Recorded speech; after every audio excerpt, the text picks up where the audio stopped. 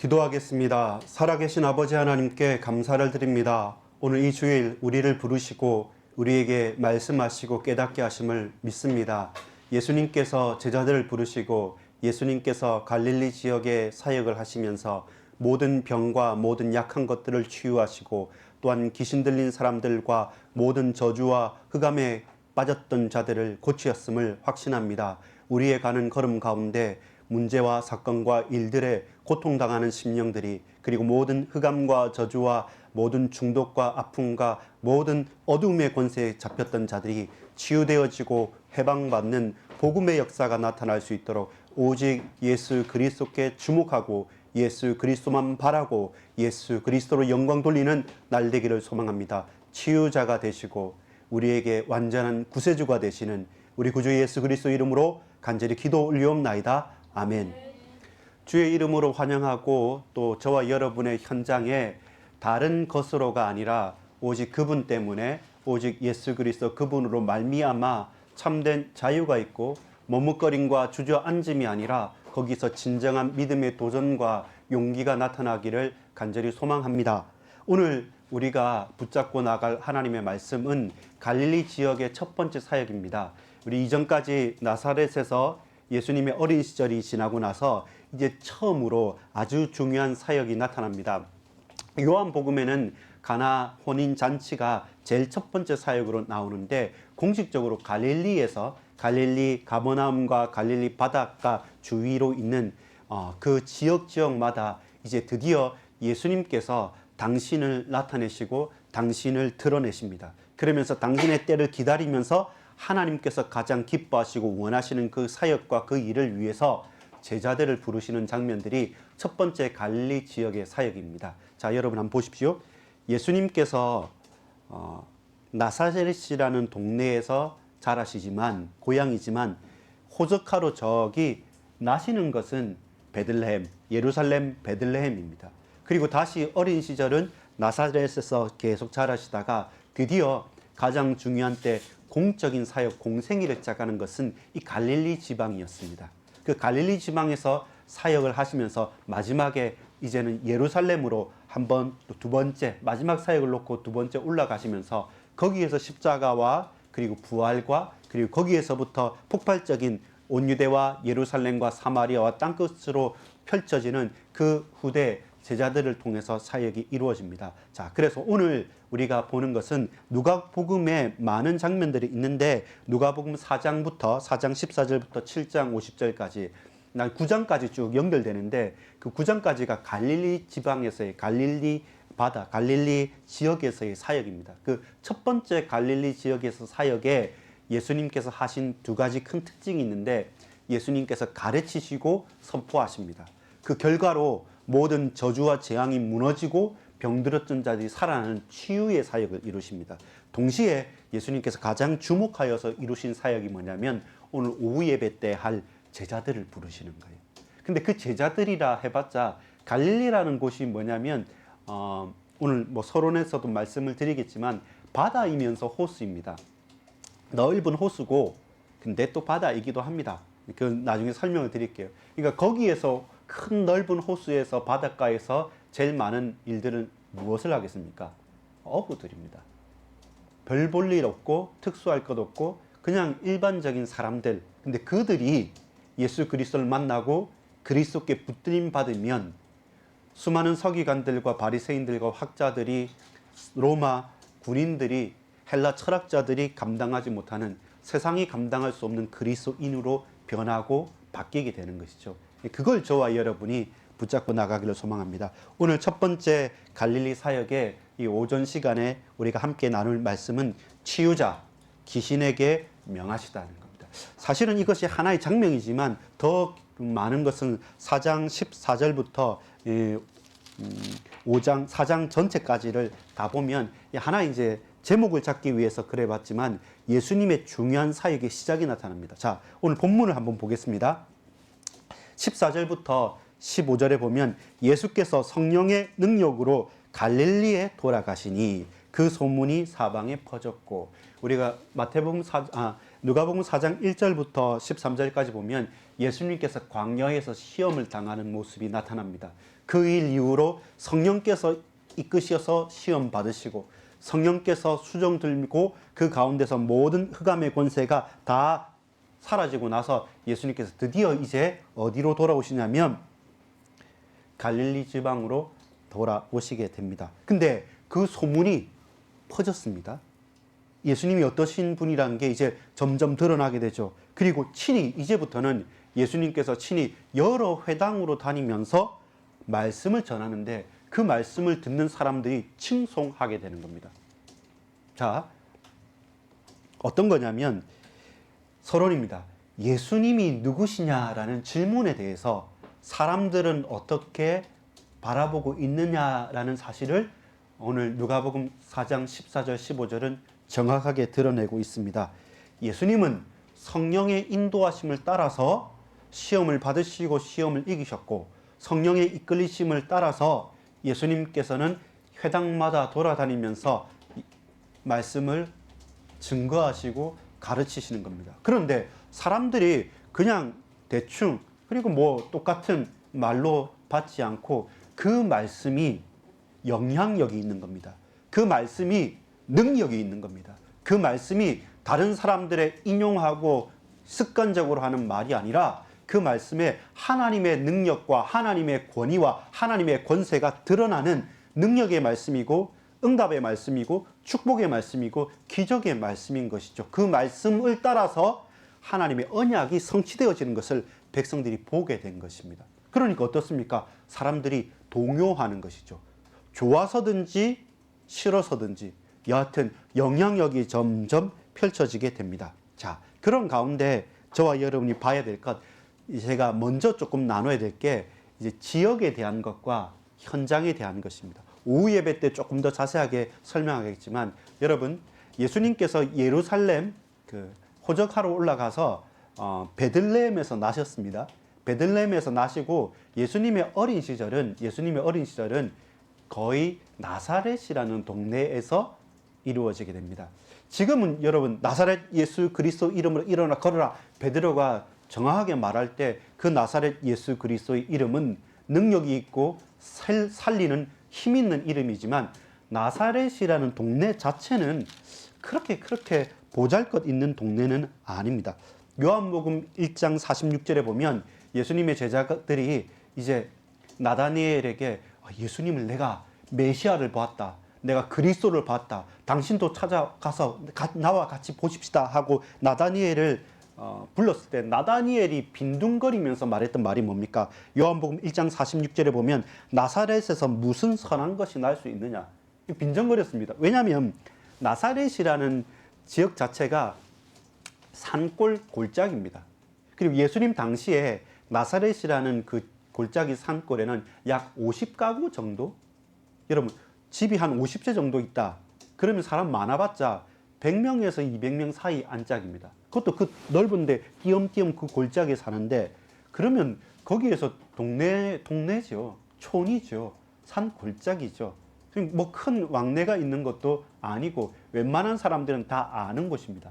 조용한 곳이고 그렇게 드러나지 않는 것이고 숨겨진 곳이 나사렛이라는 곳입니다. 그러니까 나다니엘이 말한 대로 한번 들어본 것 같은데 근데 그 나사렛이란 그 총구석에서 뭐 대단한 사람이 날 수 있느냐? 차라리 그 옆에 있는 세포리스시라는 곳입니다. 세포리스라는 곳은 그 갈릴리 지역의 수도였어요.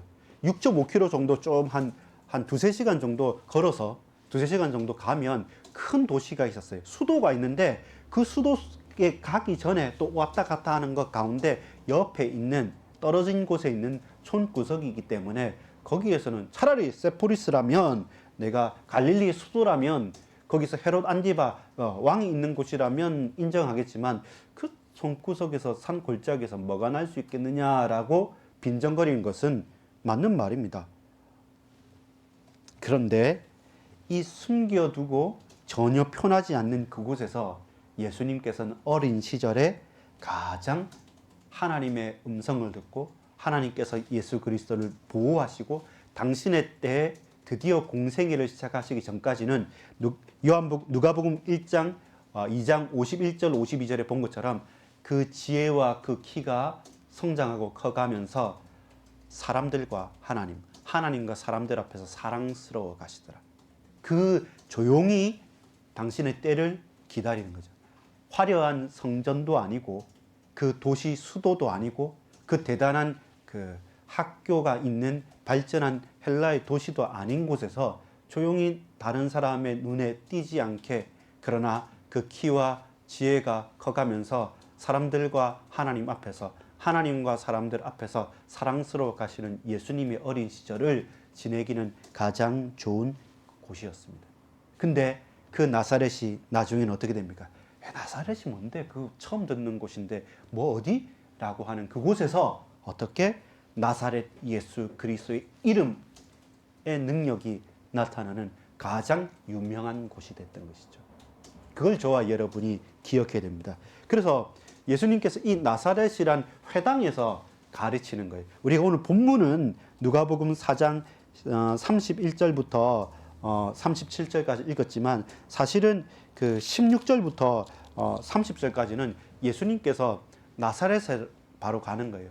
나사렛 그 자기가 태어났던 당신께서 있었던 그곳에서 설교를 하시고 그 회당에서 말씀을 선포하시는 겁니다. 어려서부터 여러분 한 50가구 정도 100명 200명 정도 있는 곳 가운데 회당이라고 하면 처음 어릴 코 흘리기 때부터 자라났던 것을 다 봤던 사람들입니다. 그 봤던 사람들 앞에 저 목수 아들 아니냐?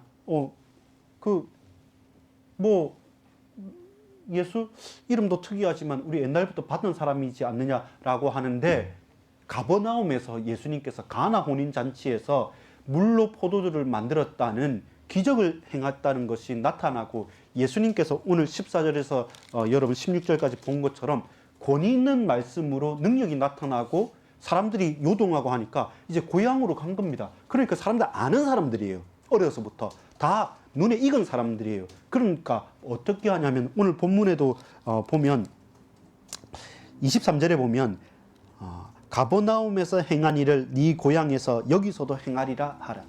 사람들 마음속에는 우리가 그 과거를 아는 사람인데 뭐 좀 대단한 거 있다고 내 어렸을 때 봤는데 나하고 같이 밥 먹었지 않냐 이렇게 예수님을 바라보면서 근데 저 사람이 저기 가버나움에서 기적을 행했다고 가나 혼인 잔치에서 물로 포도주를 만들었다고 한번 여기서도 하는가 보자 째려보는 겁니다.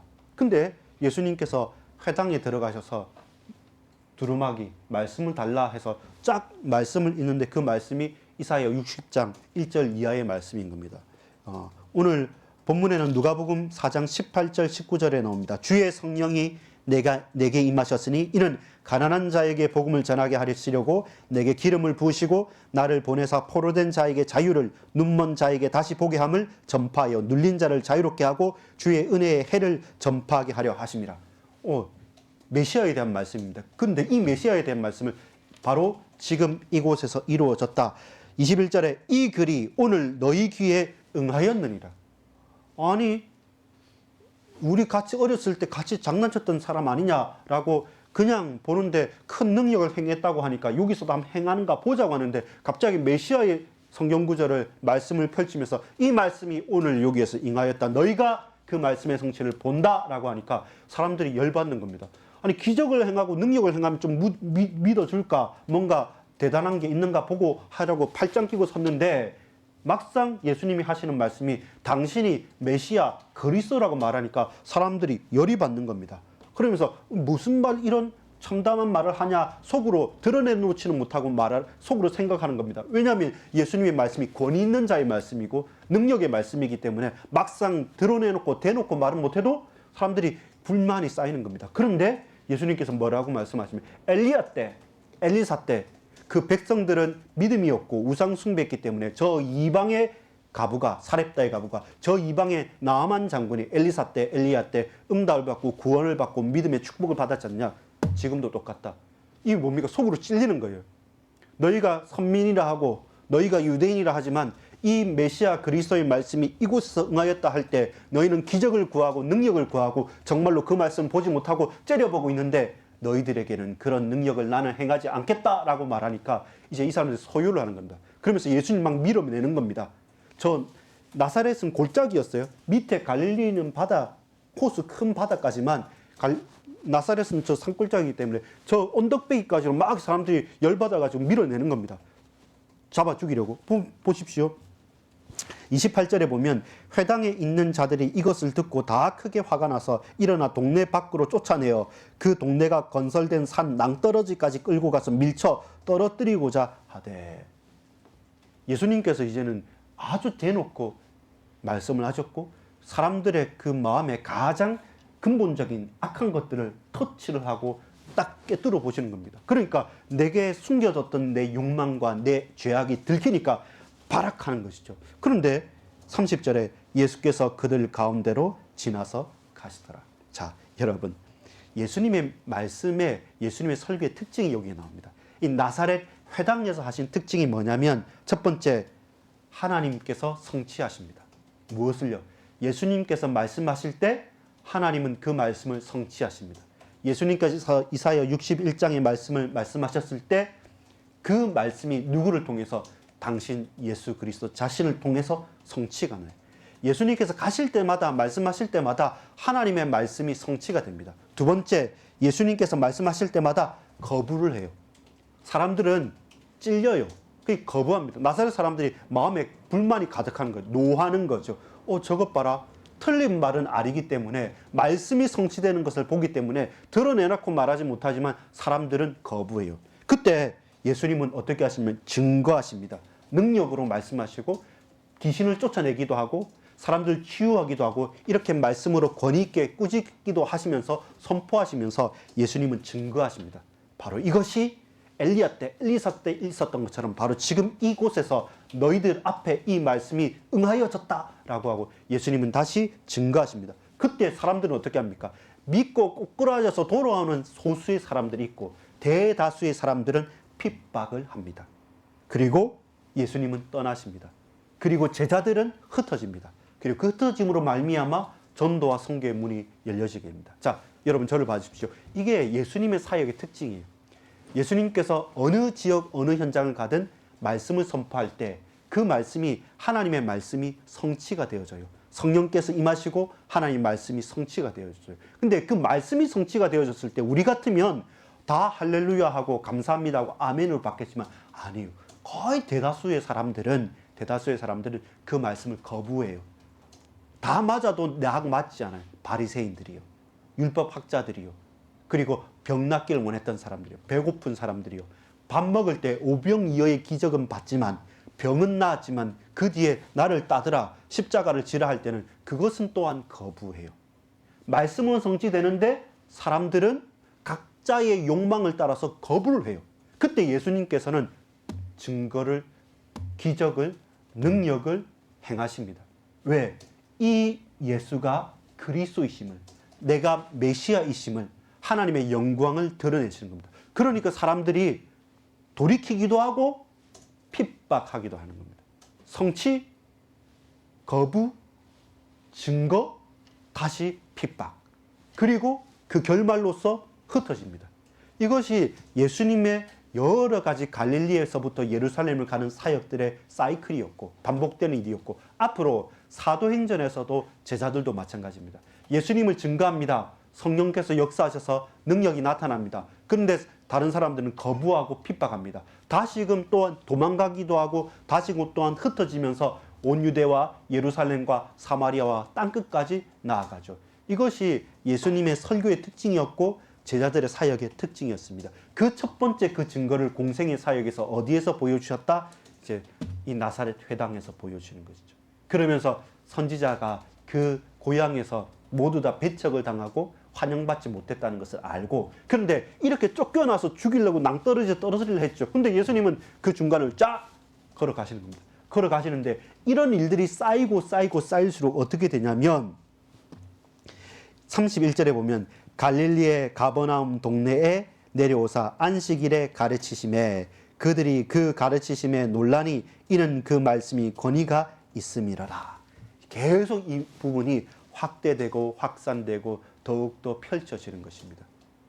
모두 다 이제는 요동치는 거죠. 왜 그러냐면 여러분 이 이전에 많은 일들이 있었더랬습니다. 지금 상태는 어떤 상태입니까? 예루살렘의 유대가 이 이스라엘이 어떤 상태입니까?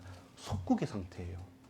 로마의 속국입니다. 근데 유대인들은 자존심이 있으니까 선민이니까 독립하려고 했어요.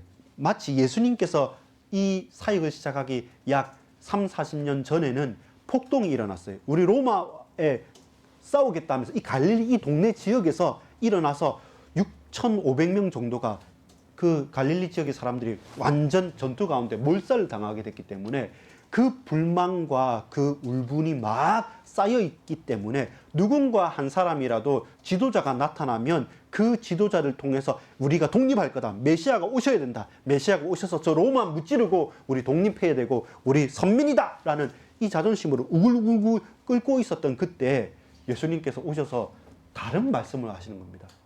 그리고 그 말씀이 맞아요. 그리고 그 말씀이 저 종교 지도자들과 저 헛된, 거짓된, 타협한 저 지도자라고는 달라요. 그러니까 사람들이 계속 주목하고 주목하는 겁니다. 예수님께서 어느 날 갑자기 확 나타나는 겁니다. 그 전까지 나사렛이라는 아주 작은 촌 골짜기에 잠잠히 계시다가 하나님께서 하나하나 일들의 성령의 이끌리심을 통해서 시험과 또 그 만남과 사건을 통해서 그 세례받음을 통해서 다 드러내면서 가는 곳곳마다 이제는 예수님께 드러내놓고 회당마다 가면서 계속 말씀을 선포해 가는 겁니다. 그때 제자들이, 그때 무리들이, 그때 사람들이 계속 몰려드는 겁니다. 근데 여러분, 이제는 이 사역이 어디로 가냐면, 자 보세요. 나사렛에서 이제는 갈릴리로 내려오는 겁니다. 제가 성경을 보다 보니까 또 다른 자료를 찾아보니까 정말로 저 예루살렘 또 그 한번 이스라엘 한번 가보고 싶은 마음이 들어요. 왜냐하면 이 갈릴리라는 게 갈릴리 호수라고도 하고 갈릴리 바다라고도 해요. 왜 갈릴리 호수라고 하고 바다라고 하냐면 여러분 우리나라 보면 저기 충청도에 그리고 중부권에 보면 호수가 있어요. 우린 바다가 있지 호수는 많지는 않잖아요. 강은 있지만 충주호 리조트 여러분 가봤습니까? 엄청 커요, 충주호는. 그 충주호에 가보면 거기는 우리가 수련회 간다고 충주호 리조트 가봤는데 거기 조금 더 들어가면 수상 스포츠도 해요. 그 유람선도 있어요. 안 타봤지만 여러분. 그게 생각보다 넓어요. 엄청 큰 소양강댐, 충주호 이렇게 좀 큰 지역이 있어요. 근데 보면 춘천이 뭐 호반의 도시 이렇게 하잖아요. 이 갈릴리라는 호수 자체가 원래는 호수죠. 그 바다는 아니니까 그 길이가 26km라 그래요. 26km. 엄청 넓은 거거든요. 그리고 폭이 넓은 건 16.5km니까 엄청나게 넓어요.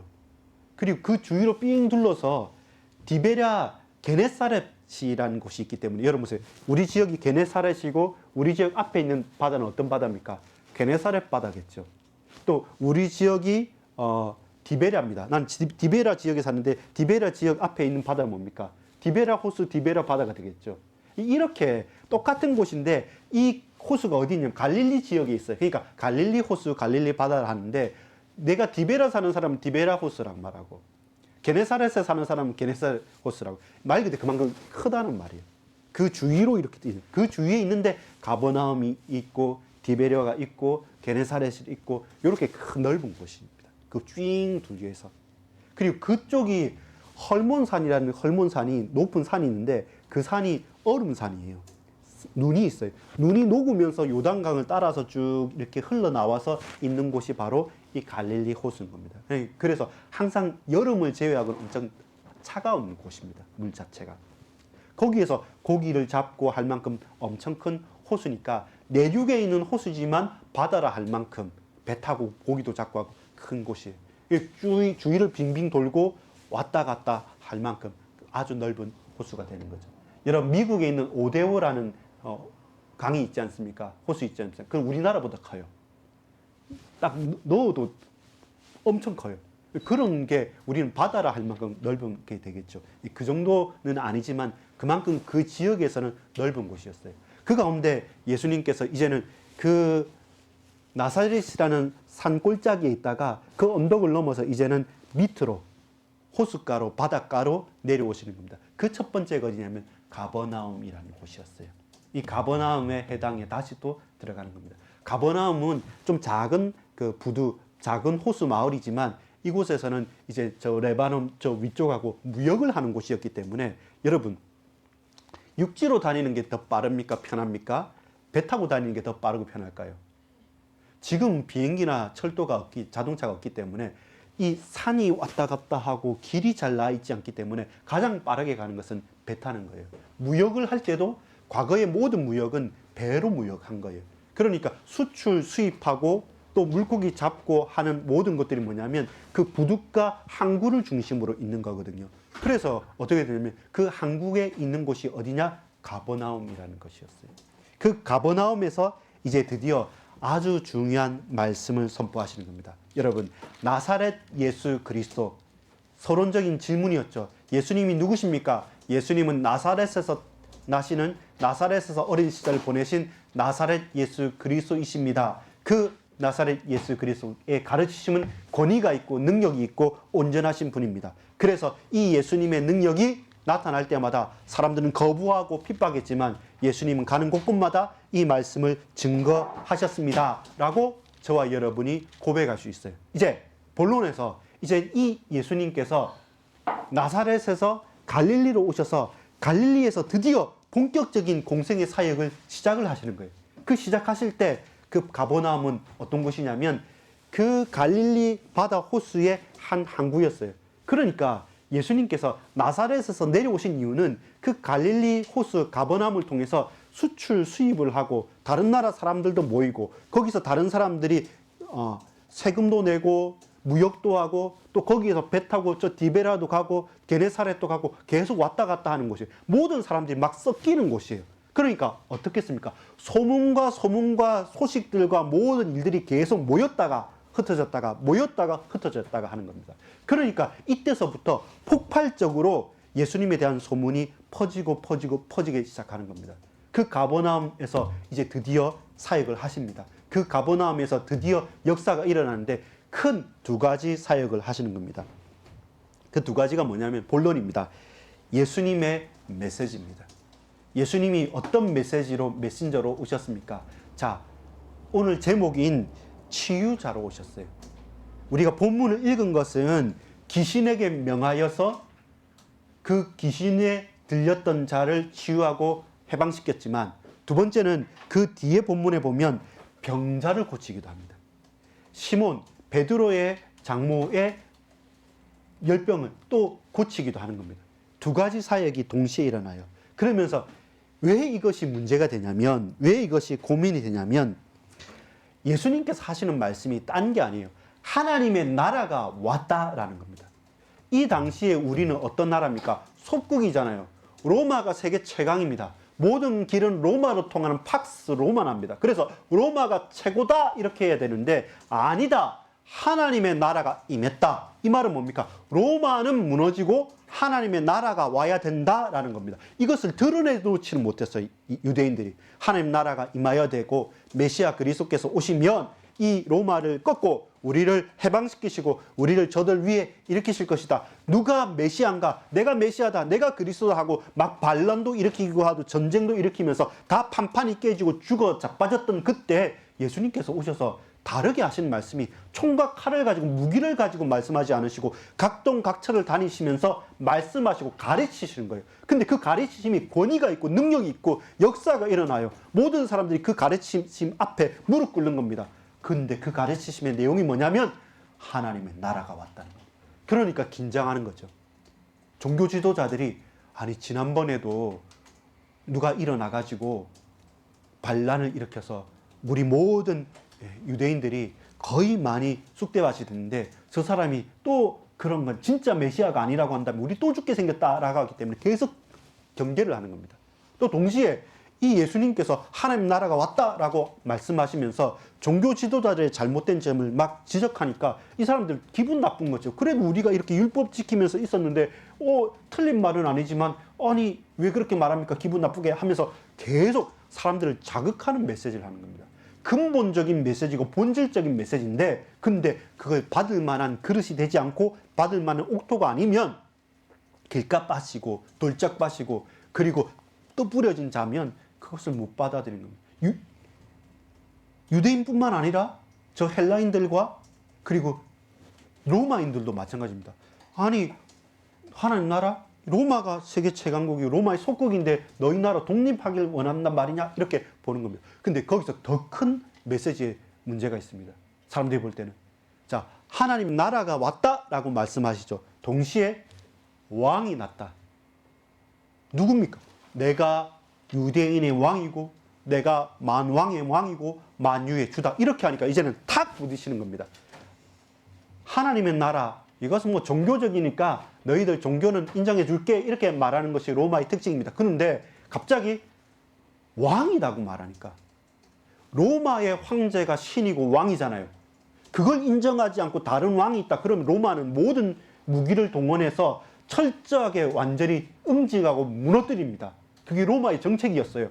우리한테 복종하면 지켜줄게. 우리 속국해. 근데 우리한테 반항한다. 싹 다 죽이는 것이 로마의 전략이었기 때문에 그 앞에서 왕이 새로 났다라는 것은 심각한 문제가 아닌 겁니다. 아주 심각한 문제입니다. 그거는 말을 올렸다 그 순간에 다 무너지게 되는 거죠. 근데 예수님의 말씀이 뭐냐면 하나님 나라가 왔다. 천국이 왔다. 너희 가운데 천국이 임했다. 그리고 내가 왕이다. 만유의 주가 되시는 메시아 그리스도께서 오셔서 해방하시고 자유케 하시고 이사야 61장 아까 읽었던 것처럼 뭡니까?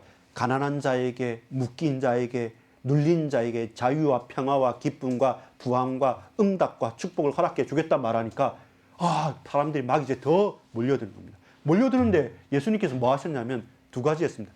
귀신 들린 자에게 그 마귀에게 그 흑암의 권세들에게 어떻게 말하면 나오라 하니까 어떤 누구도 치유할 수 없었던 차라리 병에 걸려 아픈 사람은 의사한테 가서 약이라도 먹으면 나을 건데 도저히 나을 수 없는 귀신 들린 자가 떠나가 버린 겁니다. 그러면서 그 귀신이 뭐라고 말하냐면 나는 당신이 누구인지를 아노니 하나님의 거룩한 자인이다.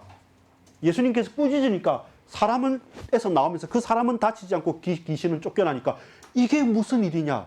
이것은 성경에 이거는 메시아가 아니면 이건 그리스도가 아니면 할 수 없는 일이다 라고 모든 백성들이 그대로 고백하니까 그것 때문에 정치 지도자는 그것 때문에 종교 지도자는 그것 때문에 부자들은 계속 고민되는 겁니다. 혹시 싸움이 일어날까 봐, 혹시 그것 때문에 불똥이 나에게 튈까 봐, 혹시 그것 때문에 내 권위가 내 능력이 상실될까 봐 전전긍긍하는 것입니다. 예수님은 하나님의 나라와 메시아 그리스도에 대해서 당신에 대해서 하나님의 뜻을 분명하게 선포하셨습니다. 그러면서 예수님은 왜 권위 있는 자의 말씀이 됩니까? 그 권위의 증거를 어떻게 치유하심으로 귀신 들린 자들 모든 흑암의 권세를 꺾으시고 명하면서 그 귀신들이 쫓겨나가잖아요. 동시에 약했던 사람들, 혈류병 들렸던 사람들, 죽었던 사람들, 안진뱅이들, 보지 못하는 자들, 도저히 해결할 수 없고 죽어있던 사람들이 예수님 때문에 살아나요. 눈을 뜨게 돼요. 일어나게 돼요. 말을 하게 돼요. 다시 깨어나게 돼요. 그러니까 사람들이 점점점 몰리게 되는 겁니다. 오늘 본문 36절 37절 보면 다 놀라 서로 말하여 이르되 이 어떠한 말씀인고 권위와 능력으로 그 더러운 귀신을 명함에 나가는도다 하더라. 이에 예수의 소문이 그 근처 사방에 퍼지니라. 예수님께서 이제는 공생의 사역을 통해서 이러면서 그 갈릴리 호수에 갈릴리 바다에 이제 배 타고 사람들이 몰려드니까 다시 또 배 타고 다른 곳에 가고 또 쫓아오니까 다시 그 오병이어의 기적이 있는 그 들판에서 바다에서 그 산에서 계속 말씀하시고 사람들이 몰려들는 겁니다. 그걸 주목해 보는 거죠. 로마 사람들도 주목해 보는 거예요. 종교 지도자들도 주목해 보는 거예요. 예루살렘에서까지 이제는 주목해 보는 거예요. 그 소문이 계속 펼쳐나가죠. 근데 아까 나사렛 회당에서의 특징이 있었죠. 이 말씀이 퍼져나갈 때 사람들은 어떻게 한다? 거부해요. 예수님께서 능력으로 병자를 고치고 귀신 들린 자들을 쫓아내면서 그 명령으로 치유하셨는데 그럼에도 불구하고 그 당사자들 말고는 예수님을 잡아 죽이기 위해서 이제는 핍박해요. 그때 예수님께서는 어떻게 합니까? 또 다른 곳으로 가요. 그러면서 오늘 오후에 할 이제는 나와 같은 이 사역을 모델을 붙잡고 해야 될 제자들을 예수님께서 택하게 되는 게 오후에 우리가 같이 말씀을 나눌 겁니다. 여러분, 본론에서 두 가지를 봐야 됩니다. 하나는 지역과 하나는 현장이에요. 예수님이 가는 곳 하나하나, 그의 걸음걸음 하나하나가 우연이 없습니다. 나사렛이라는 아주 숨겨진, 아무도 보잘것없고 관심도 가지지 않는 그곳에서 당신의 때와 당신의 시간표를 하나님께서 지켜주셨고, 이제는 너무 복잡하게 소문도 많고 사람들이 섞이는 그 복잡다단한 갈릴리 그 호수의 가버나움에서 예수님께서는 그들에게 다 들으라고 말하면서 그들 앞에 당당하게 귀신을 쫓아내고, 그들 앞에 당당하게 시몬 베드로의 장모의 병을 낫게 하고, 그 많은 사람들의 병자들 다 받아들이면서 한 명 한 명 치유하면서 당신이 누구신가를 이제는 밝히 증거하시는 거죠. 그러면서 이 소문들이 이제는 막 급속도로 흩어지는 거죠. 그러면 사람들이 더 주목하고 주목하게 만들어 가시면서 이제는 제자들을, 그 무리 중에서 당신의 제자 사도들을 택하는 시간표로 걸어가는 거죠. 이게 뭡니까? 지역과 현장이에요. 여러분, 우리는 지금 어느 지역에 있습니까? 우연의 지역이 아니에요. 나사렛일 수도 있고 갈릴리 가버나움일 수도 있고 인생에 있어서 가장 중요한 예루살렘에서의 시작일 수도 있습니다. 내가 있는 현장, 지역, 그 지역과 그 현장에 우리는 지금 무슨 말을 하겠습니까? 내가 해야 될 말이 무엇입니까? 그것을 저와 여러분이 찾아가야 됩니다. 예수님께서는 말씀합니다. 하나님의 나라가 왔다. 내가 만왕의 왕, 만유의 주가 되시는 당신께서 그리스도, 당신께서 메시아이심을 분명하게 말합니다. 귀신들도 그것을 증거하고 있습니다. 결론 맺겠습니다. 여러분, 치유자, 구원자 되시는 예수님께서 그 지역 현장과 그 기적과 그 기사로 병든 자를 고치시고 귀신 들린 자를 또 치유하시면서 치유자로서 명령하시고 가르치시면서 우리에게 보이신 것이 뭡니까? 따라합시다. 머물지 말고 나아가라. 나사렛에만 머물지 마세요. 가버나움 이곳이 좋습니까? 아닙니다. 디베라로 가야 되고 게네사렛으로 가야 됩니다. 다시 또 예루살렘으로 가야 됩니다. 우리는 우리 지역의 과거의 상처와 문제와 고통과 내 능력의 무능 때문에 늘 머물러요. 주저앉아 있어요. 그래서 주저앉아 있지 말고 나가라는 겁니다. 하나님의 뜻과 계획을 따라서 그 지역을 잘 보고 지금의 시간표에 맞게 그 지역을 정복하고 그 지역을 다스리고 잠잠하게 인도받아 가라는 겁니다. 무조건 여러분 서울로 간다, 무조건 도시로 간다 아닙니다. 광야로 갈 때도 있어요. 세례 요한은 광야에서 외쳤어야 돼요. 나의 정체성에 맞게 머물러 있고 주저앉아 있지 말고 나에게 주어주신 하나님의 소명을 쫓아서 우리는 우리의 지역에 나아가야 됩니다. 지금 이 용인 지역에 필요한 것을 붙잡고 이 지역에서 우리가 마땅히 행할 것을 가지고 나가야 됩니다. 동시에 한 가지 더, 여러분, 자유하라. 따라합시다. 자유하라. 귀신 들림과 질병 때문에 많은 사람들이 이제는 낙심해 있습니다. 얽매여 있어요. 나는 원래 공부 못해. 나는 원래 머리가 나빠. 나는 원래 못생겼어. 나는 원래 안 돼. 전에도 해봤습니까? 안 됩니다. 라고 하면서 계속 안 되는 나의 근본 문제, 나의 오래된 고질적인 문제, 나의 불신앙과 나의 선입견 때문에 실제로 병이 걸렸어요. 맞아요. 실제로 정신병이 걸렸어요. 실제로 귀신에 들렸어요. 맞아요. 그리고 주저앉아 있는 게 맞고 낙심해야 될 게 맞아요. 근데 예수님께서 나의 주인이 되시고 치유자가 되시고 구원자가 되시면 단순하게 그 지역만 변하는 것이 아니라 우리의 마음과 생각과 우리의 중심의 고백도 바뀌게 됩니다. 그래서 저와 여러분은 자유할 수 있습니다. 따라합시다. 낙심치 말고 자유하라. 그래서 우리가 증인의 삶을 살고 제자의 삶을 살 수 있습니다. 예수님에 관한, 예수님 때문에 다른 어떤 것이 아니라 예수님 그분을 만남으로 말미암아 저와 여러분이 제자의 삶을 삽니다. 예수님이 가는 곳마다 따라갈 수 있습니다. 내가 이 지역에만 머무르지 않고 이 지역 현장과 앞으로 가야 될 현장을 향하여 담대히 나갈 수 있고, 마찬가지로 내 개인의 문제, 우리 가정의 문제, 우리에게 있는 낙심할 만한 병이든 또한 영적인 문제든 귀신에 들린 문제든 불치병이든 그 낙심할 만한 문제에서 예수님께서 내가 십자가 지고 내가 부활하였고 내가 지금 너와 성령으로 함께 있겠다라고 말씀하시기 때문에 우리는 자유하는 증인의 삶을 사는 것입니다. 여러분, 오늘 예수 그리스도의 말씀을 의지하여서 낙심하고 머물러 앉아있지 말고 자유하고 그리고 나아가십시오. 그 가운데 제자의 삶을 살고 증인의 삶을 사는 저와 여러분 되기를 간절히 소망합니다. 기도하겠습니다. 아버지 하나님 감사합니다. 갈릴리 현장에서 예수님께서 첫 번째 사역을 시작하셨습니다. 그 가운데 우리에게 권위 있는 말씀으로 모든 병자들을 고치시고 모든 귀신 들린 자들의 흑암의 권세를 꺾으셨습니다.